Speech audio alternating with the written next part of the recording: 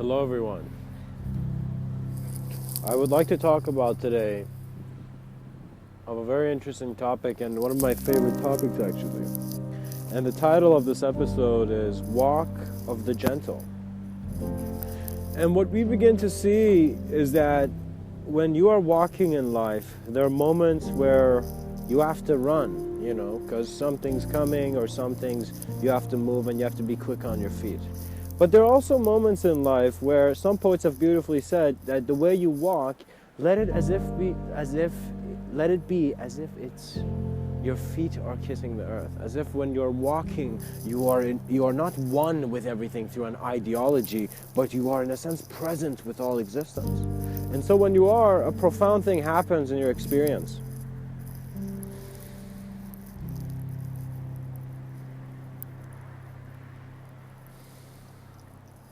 You will see that your steps will become slow because time is not having the same effect experientially. And space is no longer limited. And you will kind of see that walk of the gentle is the man who is not getting so involved in his order to think that's the only thing, but in a sense walking like very gently on a tightrope between chaos and order. And so when you're finding that every fall or every rise can lead you into a reality where you are looking at more realities. And so what is the illusion in a world with an infinite spectrum? It is the understanding that what you are seeing is not you. And so if you're externally saying that that tree or that human being or anything that I am seeing in my awareness is not me, you are, in a sense, pushing away the truth that your vision is coming from within you. And so if you are aware of this, you will see that you're not here to ignore physical reality, but to be aware of it in a way where you can, just like the grace of the amazing martial artists we see in Chinese movies who just step on a branch like in Crouching Tiger and Hidden Dragon, you see that it's as if you have acknowledged physical reality to a degree where your step off it is into a new dynamic state of being, into a new way of action. So in other words, after Martin Luther King had really perhaps seen the realities of his idea, then he spoke. It's as if experience was communicating. It's as if what he saw was so accurate that he knew that the communication was nature's blessing. And so that is the importance of leadership in a world where there is diversity. Because diversity means that you do not acknowledge individually that this person is wrong or right, but you observe the holistic system, you observe how the system is being maintained, and then from your understanding of the nature of reality, explore your nature of being very compassionately and in a sense navigate through life very pleasantly. And so you will walk gently, and you will walk into places where you're walking gently and there are explosions around you, explosions of ideology, explosions of communication, explosions of having to be something. People are communicating to you as if you are someone and you are no longer looking at them selfishly. You're very selfless. And so when others look at emptiness, they really see their vision, and so clarity is in a sense emanated from you like a mirror to them. And so be your authentic self. Be yourself beyond definition. And know that it is your intention and involvement in life that suggests how the activity will manifest and be expressed. So have a graceful attitude and be aware of the observer rather than just the objects of experience. And what that means is objects of experience means like I'm seeing this bench, I'm looking at the sidewalk, I'm seeing my hands, I'm seeing my body, I'm seeing physicality, I'm seeing Newton's apple. And then you will see the observer of all these objects is not present in the same way as physicality. So the observer is never the object. So if you're using external reality or objects to suggest and to understand your deeper sense of being, you cannot. You will see that what will happen is a sense deconstruction. So in other words, your ideas go through birth and death much more quickly because your attention goes on them. In a sense, that spotlight is being thrown around everywhere in a sense. And so at times what is really clear to you suddenly goes in the dark, because another aspect of experience is communicating with another sense of clarity. And so it's your ability of the observance to, in a sense, be the pilot that is continuing on through any turbulence of ideology. So you are not being bothered by the ideas, but you are an awareness of sound. You're aware of sound before it has to mean something to you, and so that becomes blissful. Reality is blissful because when man becomes sensitive to his core and but in a sense finds Mr. Within, he will see that he was always his greater ability. He was always that permission he wanted. You are the person who is navigating in this plane of existence.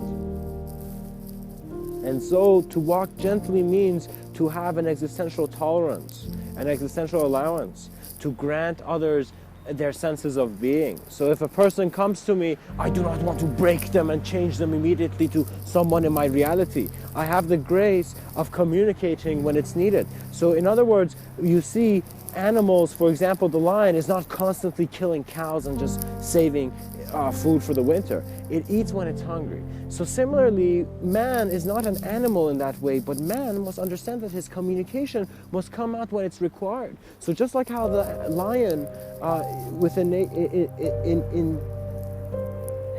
in nature goes towards its physical requirements when needed, similarly, you will see there's no need to communicate unless there's a requirement. You become like that lion who you don't have anything to really say. But at times when you do, you become a clear expression. It's as if you have become the instrument that allows life to play beautifully, a great melody through. And so you see that your acknowledgement shifts into a more existential awareness rather than an idea trying to figure it out. And you will see your walks will become gentle. If you walk gently and as elegantly as the Buddha has said, as if you're holding a flower in your hand. In other words, your state of being is calm, you're not agitated, angered, and that is how you're maintaining physical reality. You will see that that elegance will also continue in how your thoughts are acknowledging reality, because you are beginning with an idea of self, which is then relating a world which it can relate to. So it is very important to pay attention to this. Because if you don't open your eyes, perhaps you're still asleep. So the clarity of opening your eyes is a direct experience thing. It's a very experiential thing where you're no longer Wikipediaing what a pool is, and you're just jumping into that pool. So you skydive into your unknown with a sense of love and wonder to see what you really are. And in that search, you will crumble to then see that how you are present is beyond ideology that can break down, beyond imagery that can be broken down. Because once you see that you're not the projection and you're in a sense being aware of the projector, you need the awareness of the projector to maintain your projection. But to move beyond the projector is a sense of association that comes from a different sense of observance. And so that the metaphor cannot continue on, but you will see that the mind of man is now recognizing that in its ability to be an advanced communicator through its intuitive allowance and natural allowance, it can burst many wonderful realms of expression. And so you will see that your multidimensionality is the advancement of your expression based on your awareness in this life. And the gentleness will become the flow of reality and your selfless awareness to all that is just being present. So I want to share a very interesting story. And this story is about two monks. It's a Zen story about two monks, a senior monk and a junior monk. And this senior monk and junior monk are walking, and as they are walking,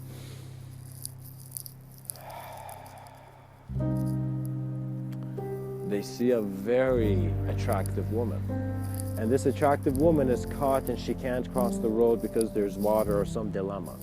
And so monks are not supposed to touch women because they've renounced physical desires. However, the senior monk, suddenly, as if like the junior monk visualized the senior monk to ignore the woman, the senior monk goes and talks to the woman and sees what her problem is and picks her up. So in other words, touches the woman and takes the woman to the other side and comes back. And so the junior monk is just like confused. He's like, this guy's my senior? He just touched the woman, So in his mind, he's in this very like profound confusion of how, why, what, And so as they're walking, at some point, the junior monk, which is no longer walking very gently, begins to ask the senior monk, "Sir, we are monks who have renounced life and we are not supposed to touch a woman, for example. Why did you touch that girl? How could you touch her? How could you carry that woman?" And, the senior monk gently walks and stops, but he's still continuing his gentle walk in his mind. And he tells the junior monk, "I carried her across the lake and put her down. You are still carrying her in your mind." And so in that moment, the junior monk suddenly realizes why he's still a junior monk. And in its silence understands the great lesson that it does not mean that you're not supposed to touch women, but you have an ability to not carry an imagery which then gives you guilt. So you're in a sense silent, so there is no noise. And so the monk was working with a clarity that it was not him, but it was simply being, it was presence. And so it is okay. So I am not bothered by a lion eating a gazelle because I see that is how the design of existence is present in that dynamic. And so the dynamic I'm present in, the man is not stuck in the world of the animals. So his survival is no longer needed to be just a physical thing when he becomes aware of his multidimensionality that gives him eternal value. So he begins seeing that the beauty of his reality is as elegant, and the darkness of space is like as pitch black as the raven's back as it carries food to eat and survive. Even our greatest enemies are temporal manifestations moving towards their urges to exist in certain ways. We must have an acknowledgement. When you become an existential, in a sense, teacher, you're not, in a sense, teaching in a certain way. You're simply emanating the teaching. You can look within the Dalai Lama's eyes and see that compassion is not just his ideology. It is something that is through his knowing. In other words, when an authentic human speaks, you will see that you will remember if you're authentic or not. And so beauty will find itself. And just like how the senior monk taught the lesson that the clutter in your mind must not lead to external manifestations that you cannot trust and then turn into illusions, you in your mindfulness, in your clarity, in the simplicity of your breath,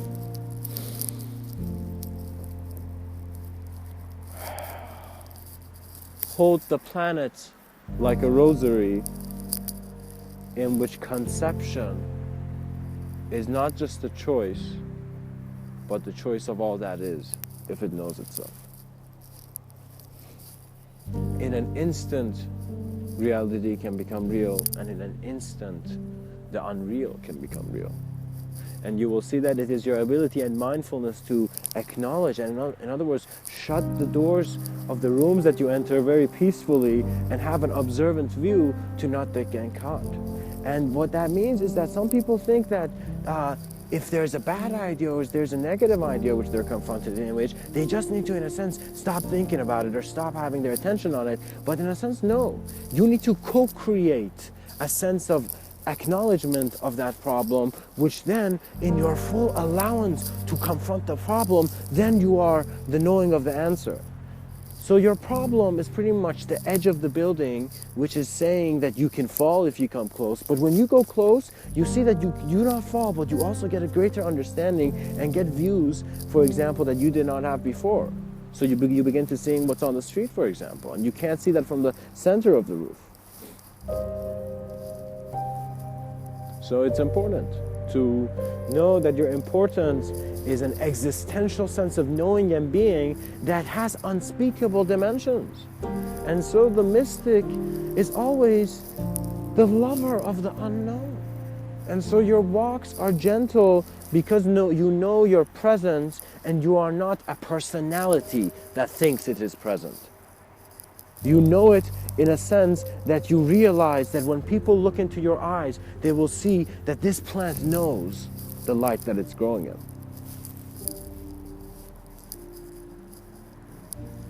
And with the elegance of man's design, then you will see your reality will become the significant foundation for you to explore other realms. So what happens is that you must love physical reality to such a degree that your compassion has taken you to the edges of form within this dimension, and in a sense you are dissolved into the greater observance that allows a greater dimension to be present.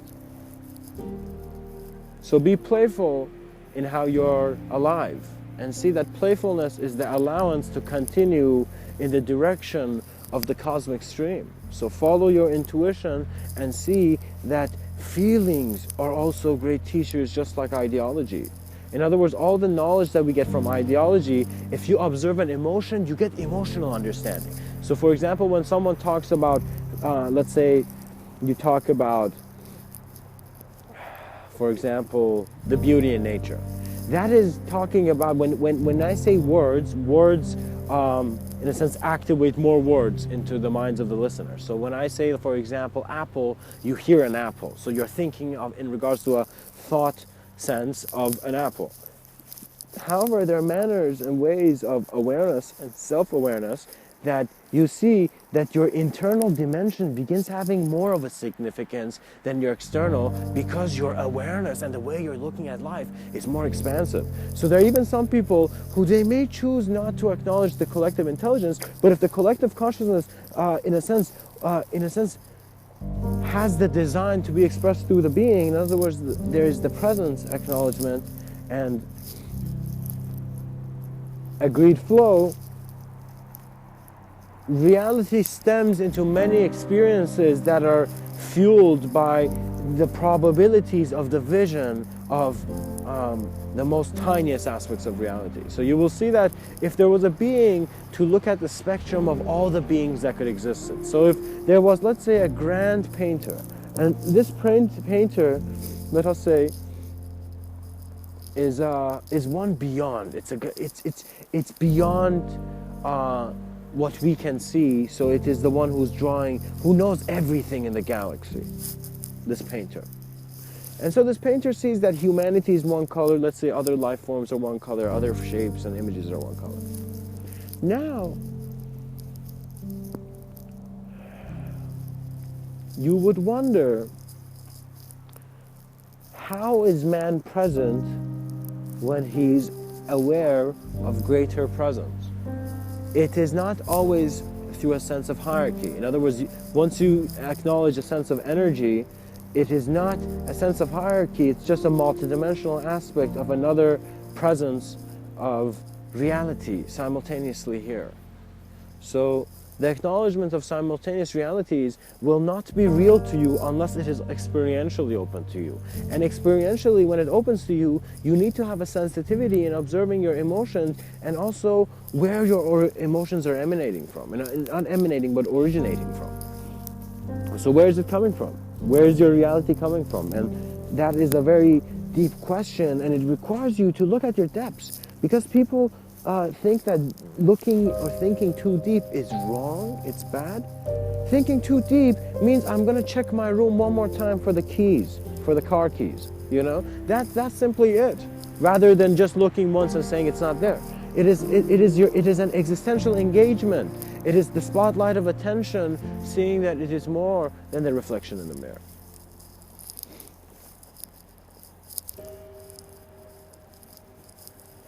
And may, with the most gracious blessing, you find moments in your life where you're walking gently and walk in ways where you feel all life with you. There was a time I didn't. I thought you go into these modalities of thinking about yourself that make you as if you're the only one in your world and nobody is helping you because nobody sees your world, you know? So when you're stuck in your own dilemma, you need to realize it's your own responsibility because you are creating that clutter in your mind. So you must have the ability to very calmly and self-observantly handle that which does not make sense to you by just simply observing the other side of the spectrum. So for example, if you're lost in a confusion of not knowing whether you're temporal or eternal, it doesn't work with just belief systems and ideas. So if you're talking about it, that's not helping, man. Regardless of how much you talk about it in lectures you hear. I mean, lectures expand your mind in regards to views and having ideas and imagery to work with, but it is an experiential thing. So if you're not sensitive to your moment of experience, how else can you reach the peak of it? The peak of where you need to go, or in a sense move beyond what you're seeing. You see, there are healthy urges of transcendence that are okay for the idea of man to acknowledge because they just navigate. They're just movement. So movement is okay. And you will see that many parents, they take their child to the playground and they're simply there and they're in a sense watching the movement. In other words, child is free to play, but only in a certain range. So you will see that in a lot of these multidimensional ways of acknowledging reality, so in these subtler planes of your conception. So in other words, not your fantasies, but a realm with, in a sense, where your fantasies are being inspired from, which is simply knowing. So in other words, there's no imagery and you're just presence. You're just this knowing presence. So in other words, there's no cause and effect boundary. It's just simply an instant of just being. You're just there and you know, and simply you're expressed as it is. And it all moves into greater spirals of understanding. That is simply happening to you in every moment. And as you walk gently, you will see that there's a beauty and transparency which is simply the allowance that life is giving all beings to live. So you don't have to create laws to understand how reality is made, but you need to be aware of all that is formed to be aware of a greater, and I don't want to say greater in the sense of idea, but a more deeper formless understanding and presence. In other words, there are tunnels hidden in man's mind where many have gone through and just found a cave. In other words, they're like, okay, there can't be more than this, I just don't know. And so if they keep breaking those reality tunnels and constantly going through, they will see that their knowledge will turn into the momentum of the inspiration, which is their greater activation and involvement in life, which is what they're here to do. You can be sure that your purpose here is involvement, because that is simply the purpose of any individual conception, to become more integrated with all other individualities of conception. And the way it integrates is by diving into infinite spectrums. So one aspect of consciousness is diving into infinite spectrums, the other aspect is sitting behind and watching it. So what that means is that if there was a race from one side of the park to the other side of the park, and I was just simply standing here and someone else was, if I began running, if Mr. Within was simply just here. So in other words, if one person was at the front of the line, at the start of the line, and suddenly they hit that gun and one person began running and one person didn't even run, right? So you will see that the person who's running is getting an experience of how the road is and how the race is and whatnot, right? In other words, you're getting an experience of the race you are, for example, right? So as one aspect of you is racing, another aspect of you is observing that. So you will see parts of your consciousness when you're considering reality, when you're running through life, and in a sense you're engaged with your separations and their transitions and their shifting, you are associating with that aspect of your consciousness more. Another aspect of your consciousness is simply the observer of the movements that you're doing. And so that observer is beyond space and time constraints. And because it is there, you will see that your memory is held. So we think that information can move. Information is statically present. In other words, what is moving is actually nothing.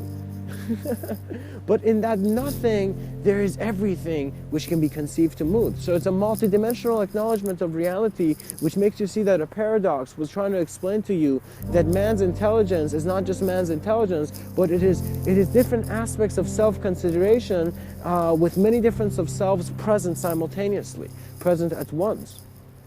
And so perhaps quantum entanglement was onto something that was leading to what would untie the knots in man's mind.